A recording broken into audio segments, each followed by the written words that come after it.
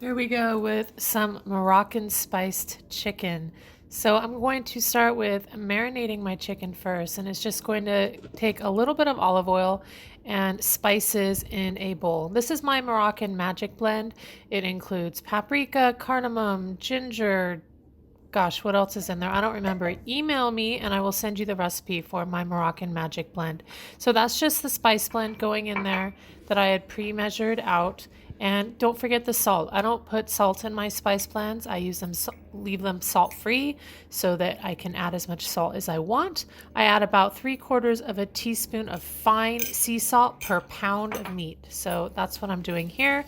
Just olive oil, spices, and salt. And I'm going ahead and stirring it all together so that that salt dissolves. It really doesn't take that much to marinate things, you guys. People waste a lot of stuff in their marinades. And look, I just magically threw it in and coated it. And I'm going to set that aside for a little bit while I prepare the other ingredients. Another thing that goes in this delicious Moroccan spiced chicken is onion. I think I used about a half an onion for those 1.5 to 2 pounds of chicken that I had there. And it's a lot easier to peel an onion once it's cut in half. So I always cut my onion in half. And then this isn't even a dice or anything. It's just slicing them into half moons down and across. My onion there has some polka dots on it. I don't know why, but it was totally fine to eat. It just looked a little bit funny. And I just cut all the way down to the root, leaving that root end on there. I guess I'm using the whole onion.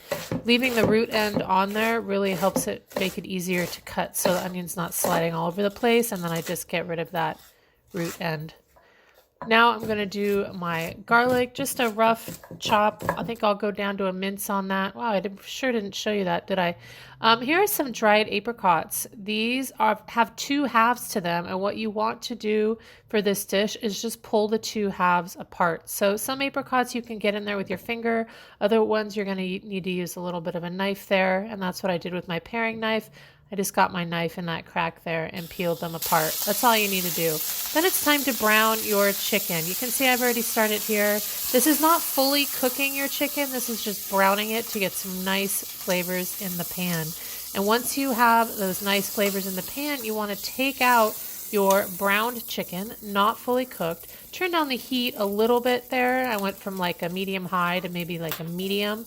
And then I'm going to add my sliced red onion. I like using red onion here. It's a bit milder, a bit sweeter. And cooking that onion is going to release some liquid. It's going to help you scrape the yummy bits off the bottom of the pan. Oh, look at that. That looks so good. That's been cooking for a little bit. Now I'm going to add my roughly chopped garlic and some fresh herbs. I got some cilantro and parsley there. Oh, look, I put my apricots in there too. Looks like we missed that bit. But I go ahead and threw my apricot halves in there that I had separated. Now I am going to put that brown chicken back in.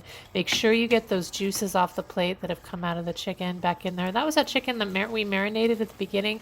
Probably sat for less than 30 minutes. Just perfect. So now what I think I do is cover the pan here. Cook it for 15 to 20 minutes until those chicken thighs are done. Those are way done.